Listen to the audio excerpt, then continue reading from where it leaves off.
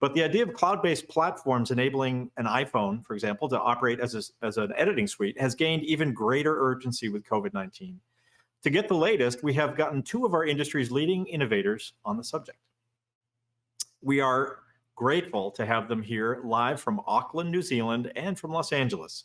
Again, please send us questions in the chat window so we can get to them and get them to our guests after the session. The session is 25 minutes long. Please welcome from Los Angeles, Sohonet's Chuck Parker, and from Auckland, the founder of Moxion, Hugh Calvalli. Welcome.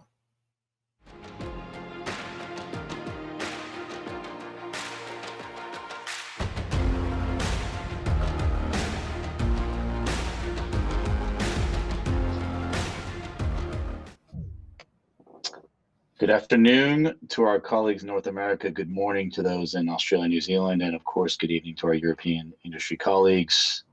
We're here today to give you some insight into what we believe is the cutting edge of accelerated workflows for production and post-production for the film and TV industry. Sohonet and Moxion announced a partnership in June designed to improve our combined capability to provide an integrated and accelerated workflow to our customers. In that partnership, we're providing ClearView for the real-time video streaming collaboration for 30 viewers. It's frame accurate, color accurate, anywhere in the world with sub 100 millisecond latency. While Moxion has immediates, which is providing near real-time collaboration with integrations directly into the video assist market leader QTake, so that customers can move metadata and rich shots from set back to post in VFX workflows and back to set again within mere minutes. And today we're going to try and give you a glimpse of that powerful combination. Just to set out the scene for our demonstration, there are actually four of us who are playing 5 roles. Hugh and Michael are joining us today from 2 different locations in New Zealand. Michael is our features editor, and Hugh is going to play both the narrator and second unit video assist. And then Andy and I are both joining from different locations in Los Angeles, where Andy is the on-set DIT video assist. I'm the first unit director.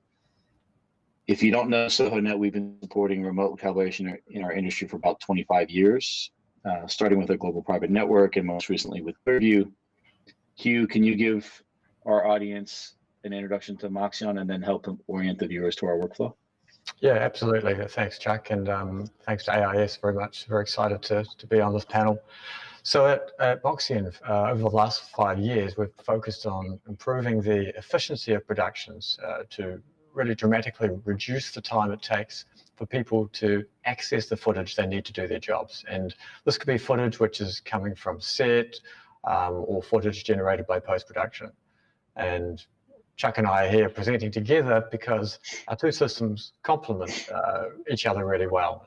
His Sohonet ClearView live stream system allows people to respond and feedback in real time, whereas with our system, you don't need to be live to review. And I think the best way to illustrate just how powerful our systems are, especially in these times of remote production and social distancing, is just to show you. So to that point, we've got several teams standing by around the world to do just that. But first, I'll just share my screen and I'll show you a workflow of what we're going to do.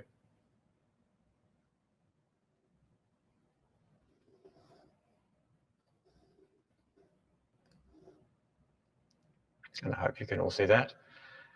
So we have at point 1, we have a main unit in LA, and that has a camera on the set and it's attached to a QTake video assist, which is going to be creating proxy footage of what the camera records in real time. And then from there, it's going to send it up to the Moxion cloud, where it can be viewed within about 90 seconds or so on any browser or iOS device, including Apple TV.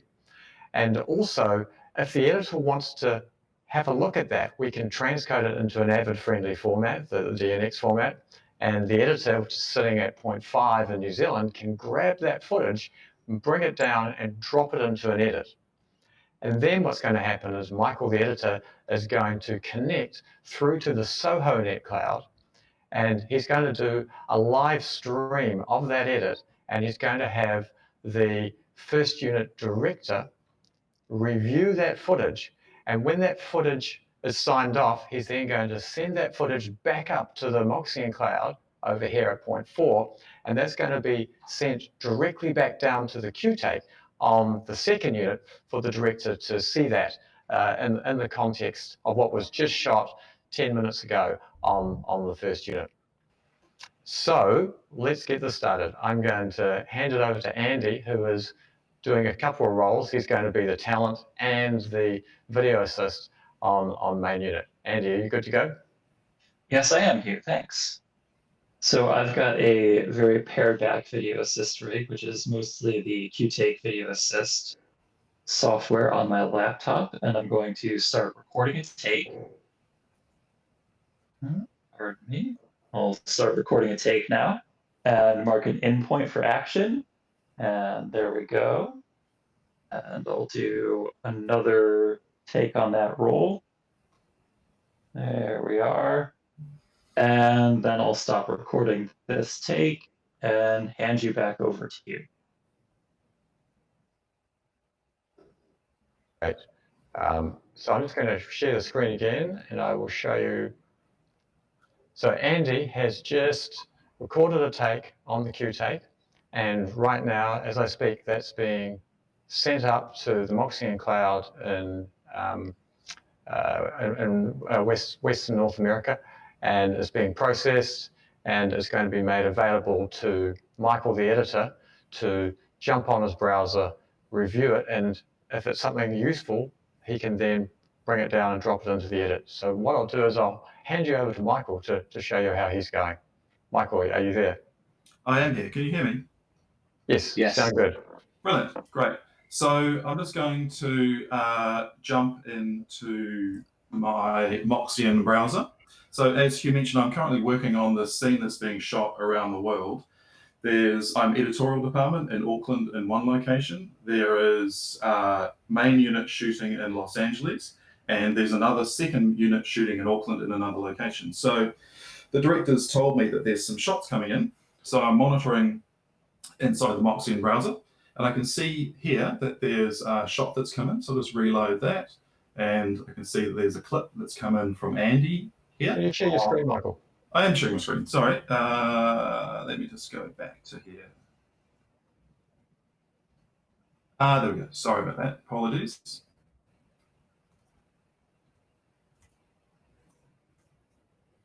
But just to cover that off again, this is inside the Moxion app. So I can see that a clip has just come in. So I'll just have a look at that, open it up. Looks pretty interesting. And I think it's just what the director's been talking about. So I'll play that down. I can see on the bottom of the timeline here that there's 2 blue in and out points. So that means that's the action that was marked in and out from set. So I'll just watch that down. Great, that's looking exactly like the director is after. So what I can do, Moxion has transcoded this into an Avid ready format. So I can just download that, hit download asset, and it'll allow me to choose an MXF, which I can drop in to my timeline. So for time constraints, I've already done this. I'll just jump into my Avid. Oops, I haven't started up Avid. So Hugh, would you mind just having a chat about that process?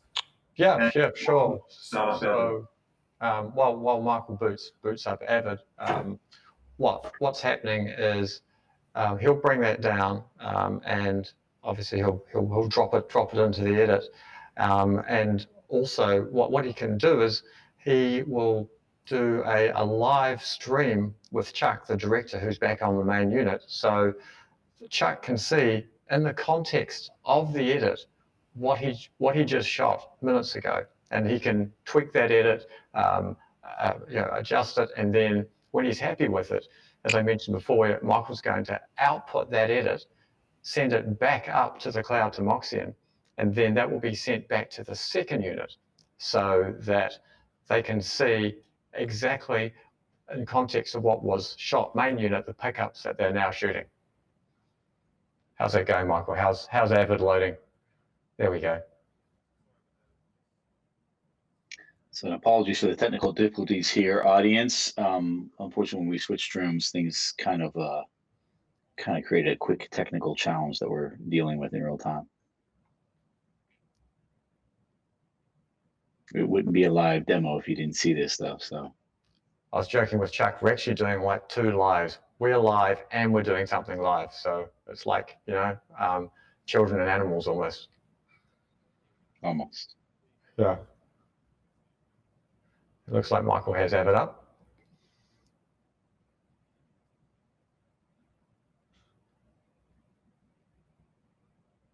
Great. And I'm suspecting what's happened is Avid might have taken over Michael's sound. Yeah. Which is Here we quite go. There it is. Avid likes is very microphone hoggish. So there we go. Apologies for that. So I've opened up Avid. I've got this clip that's been ingested in. I've just dropped it into my media files folder. It's created an EDB and I've DB dragged it in. This is the source that's just been recorded. I'll cut it into this timeline because this is what we're currently working on. Great, cool, that's looking really good. So that's exactly what the director's after. So I think I've got it in pretty good shape, but what I want to do is share my screen, my editorial screen with the director. So I'm going to jump into ClearView Flex, which is here. I'm going to start the stream. Chuck, do you want to talk about what's happening here while I see you? Sure. So for the audience sake, imagine that we're on obviously this meetmo.io app, which is similar to BlueJeans or Microsoft Teams, and it's what we would describe as a screen sharing system, right? It's built on a combination of WebRTC and OBS. However, when you do that, it is incredibly difficult to get frame accuracy and color accuracy. So what Michael's about to show you in Flex is the ability for you to have an SDI or HDMI input and to have a frame accurate, color accurate output. He's going to ping me a quick email. I'm going to pull my iPad out and show you guys a live session. And we can actually have an over-the-shoulder editing experience, meaning I am directing him on the cut, just like you would if you were in the edit suite. He's going to make the cut. And when he's done, he can then use Moxion to send it back to set. So Michael, why don't you pull up again and Michael sent me the invite. Jumping back into Avid now. So. Okay. So let me show you real quick. So the invites come to my my iPad that you guys can see. Okay. I'm going to click join session. I'm going to give you a little bit of my over-the-shoulder experience here. And you can see now I'm seeing exactly what he has on screen. So go ahead, Michael, and show me the clip. Here we go, playing down. That's great. I tell you what, though, Michael, the transition on that cut is probably 2 or 3 frames. Can you cut just a little bit back out and show it to me again? I can, sure, here we go. Let's just remove that back a little bit. And playing down. Perfect. Let's just see. All right, perfect. Let's go ahead and send that back to the other unit so they can look at it and make sure they're happy with how that integrates so they can finish their pickups and hopefully pack up the chute and at least get one of our units off the travel cost. Will do. So I'll just mark some in and outs on here, export it. Again, due to time constraints, I've already done this. I'll just jump back into Moxion. And here's the clip here. So just play that down. Make sure it's exactly what we're on a tidal wave of terror to wreak vengeance on mankind. Brilliant. That's exactly what we're after. So I'll just jump in here, hit send to QTake. It's currently got all the connected QTake rigs around the world. I'm going to send it back to Hugh. That's what I want to send it to. Hit next. I'll just type in a note. Check this out, and hit send. I can see in here it is heading off to him. So Hugh, do you want to grab the screen and show what's happening on your end? Absolutely, yeah. So what's happened here is Michael has edited that footage together and he's uploaded it to Moxion, and then he's from there sent it back to set. So not back to the main unit where it was shot, where the footage he edited with was shot, but back to the second unit, which is where I am, and back to the video assist there, so that he'll get a message on his QTake video assist, and it will allow him to open up that clip and play it back on set. So what I'll do is I'll just jump to my QTake video assist here, and you can see that I have actually 2 messages for me. So I'm on set and Michael has sent me a check this out. I'll load that clip and I can see here's the video. So what I can do is I can bring over the second unit director or the DP and I can play it back for them on their screen. So let's just have a little recap of what we've seen. So in LA, they shot a couple of clips and that went directly from QTake up to the Moxion cloud at 0.4. And then that was downloaded by Michael, the editor on the other side of the world in New Zealand, dropped into an edit, and then he connected a live stream using Sohonet back to the main unit director who tweaked the edit.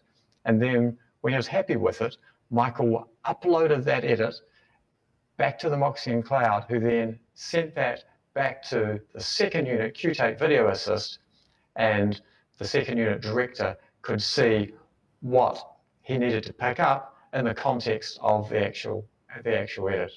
So all this, I mean, I know we accelerated some of the upload and download, but in real life, the whole thing, the whole turnaround from main unit LA, edited in New Zealand, back to a second unit in New Zealand would be less than half an hour. So And that's an accelerated workflow. yeah. Why don't we just take a quick minute, Hugh, and just talk about use cases that we see in the industry that are interesting.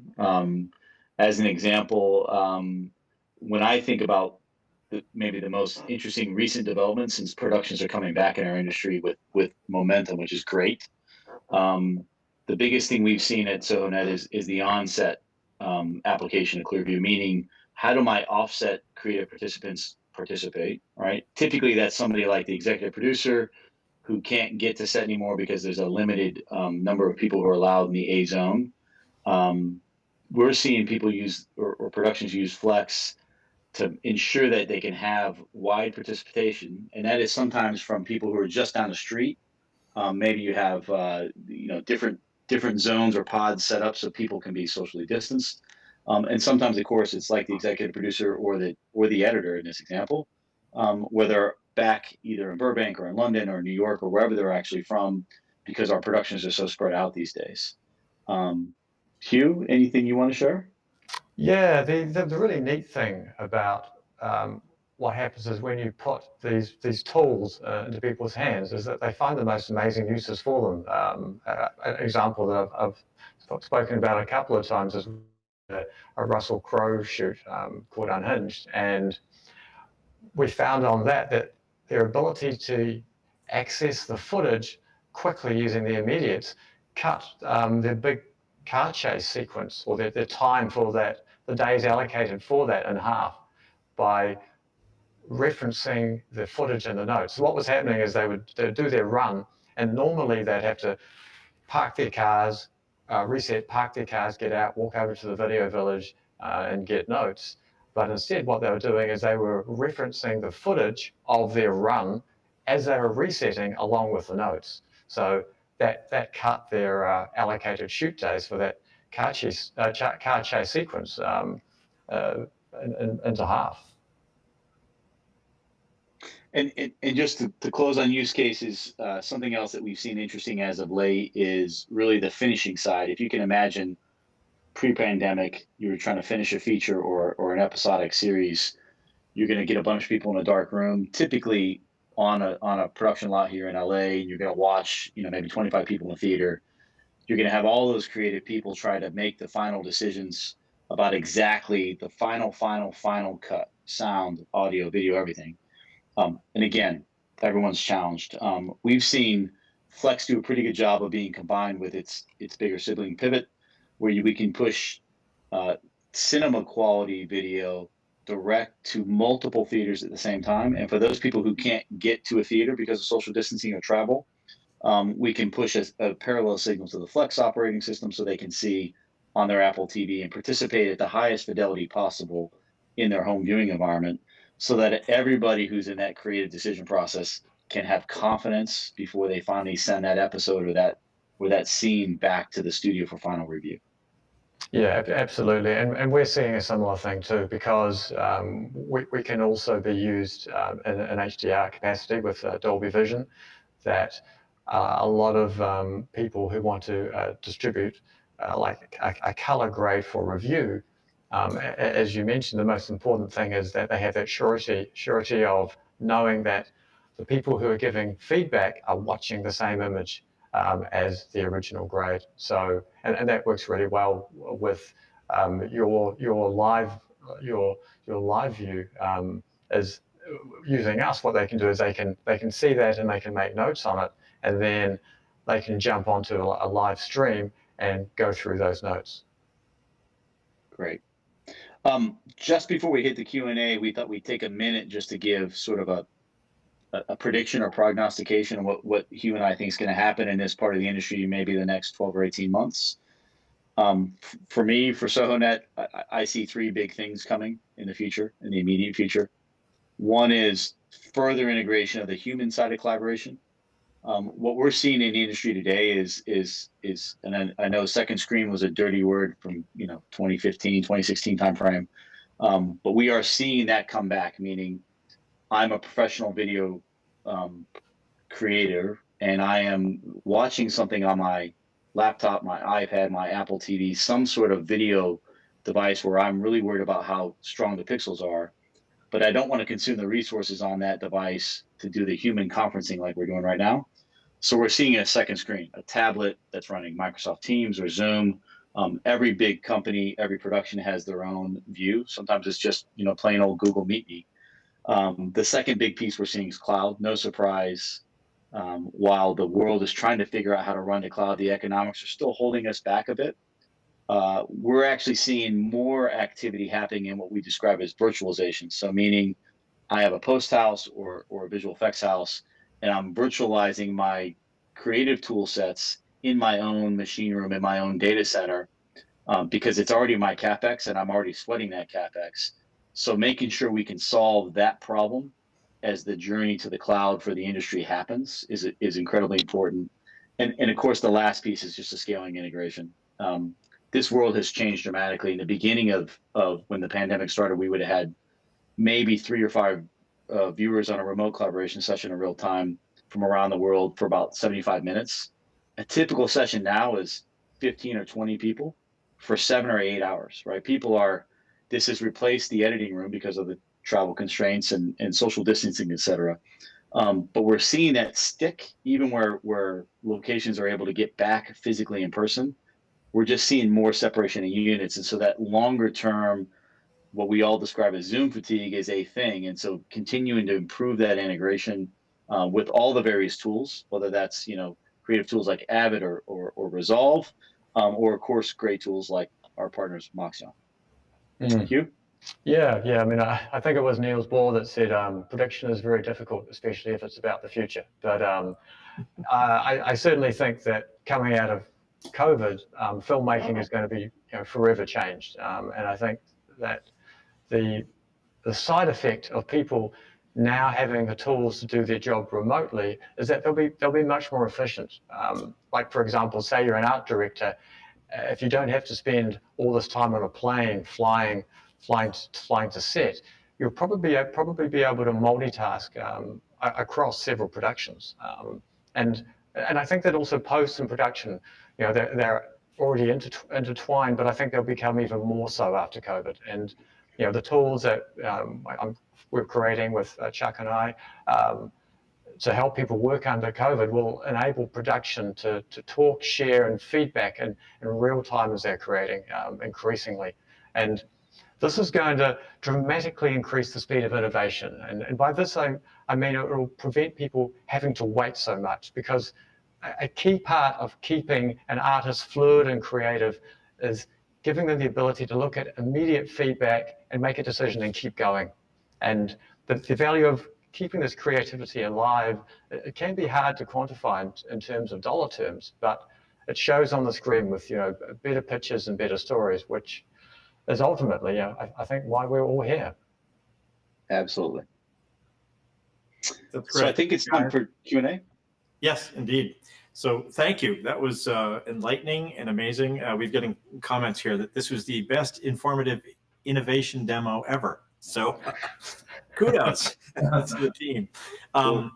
So again, we're talking about collaboration. That's the key to everything. And it's something that as an industry we've been talking about. Well, actually, we've been taking for granted, I guess, pre-COVID, right? Because I was talking to a DP the other week about what it feels like to be trying to work remotely. And what he was saying was he missed the opportunity to tug on someone's shirt sleeve and say, what if we move the key light over this way a little bit, and maybe we flag this off, and, we create a little bit more of a mood in the shot. And he said he missed that kind of opportunity right now where decisions and collaboration happen in the moment, and we're still a ways away from that. But connectivity is everything, right? And as you mentioned, I mean, even pre-COVID, we were having situations where certain directors were doing full color on set. So they had a whole unit bringing stuff in, which was then completely divorced from the outside world. It had to be kind of done in isolation, and then getting files back and forth was kind of an issue. So you folks have really sort of addressed that in a big way. Do you see now that COVID has sort of really given us a lot of uncertainty about how we're going to get back to this, as Gary Radburn likes to say, the next normal? How do you see this will transform once we get to a fully cloud-based workflow? Because I know a lot of the workflows you're talking about at this point are to move data to and from places where people might be on-prem someplace where they need, a color correction system that's hardware intensive. But do you see that all changing as well as people tend to work more remotely? Buzz, you go, Jack, please. Sorry, Hugh. Buzz, I'd say two things on cloud. One, part of it's an economics challenge, right? So remember that in the industry, if you have 25 Avids in your post house, you can turn on a project tomorrow in Azure, but it's a net new total cost. You aren't sweating an existing asset. So there's that kind of piece. And frankly, right now, the economics, it is still much more expensive in the cloud than it is on-prem. That's why I would expect we'll see virtualization first at scale before cloud. I think they'll be, 6 or 12 months apart, frankly. But the hard technical problem we have to solve is today, most of the way we push video around in the creative workstations is through a video cable, an SDI cable, right? No surprise, there's no contention latency or packet loss inside that cable. At cloud, the scaling challenge with cloud is the closest thing we have to a standard is NDI. NDI is a protocol that was really built for being inside a broadcast facility where you control capacity, latency, contention. It was not built for the big ugly internet. We're working with some of our industry partners on those creative tool sets to build an open source API to push a video raster file so that you can still push at scale the same way we were showing you a demo today, but between clouds. We have to be able to push not only within, say, AWS, Google, or Azure inside the same logical location, but we also have to solve the problem of, hey, I have Resolve and Avid, but my visual effects workflow tools are all in Google. So it's a problem that we can solve mathematically on paper. We just got to get there and scale. And I think that's probably a 6 to 12 month problem for the industry. But I think those building blocks have to be in place so that we can, as an industry, move to something that's more efficient. Yeah, I completely agree. And also, I think that probably some of the things we did today could have been virtualized in the cloud as well. So we've done a similar demo where the Avid editor was actually completely in the cloud, and they were accessing the footage from Moxion in the cloud, and it never left the cloud. And also, I think that we're going to see a lot more integration, because when people are using these tools, they don't want to have to go through the context switch, especially on set. They're really, really busy. And I think what's super important is that as we move out of this, we kind of remember that, because if, for example, the video assist on set had to go to another application to download the footage to show the director on the screen, it's just not going to work for them. There are different kind of time constraints on set than there are in post. That's a very good point. And I think, that's one of the things that we always have to keep in mind. We're changing the mantra from fixing it in post to fixing it in production, and which is where it used to be, right? But we didn't have this technological infrastructure to have to support. So it is important to, as an industry, to address these issues and really figure out what are the things that we should be doing on set? What are the things we can pre-plan for? You know, especially when it comes to virtual production, things like that. There's plenty that can be done prior. But Chuck, to your point, I think it's really important that as an industry, we not only find a way to get back to work, but we should find a better way to get back to work than what we left. I think that's the key thing. And that's why, you know, I really appreciate what you're all doing, because you're definitely on the cutting edge. And I do think the world is going to be a better place once we get to a better place of working and a different way of working that's more efficient, that gets back to that collaborative nature, that doesn't bury us in our own data because we tend to generate an awful lot of stuff these days, and we don't have a swarm of IT folks on set, right? So we really want to be sensitive to that, but really appreciate everything you guys are doing, and I can't wait to see the movie. Andy Serkis, eat your heart out. That Godzilla movie is going to be amazing. So anyway, all of you, thank you so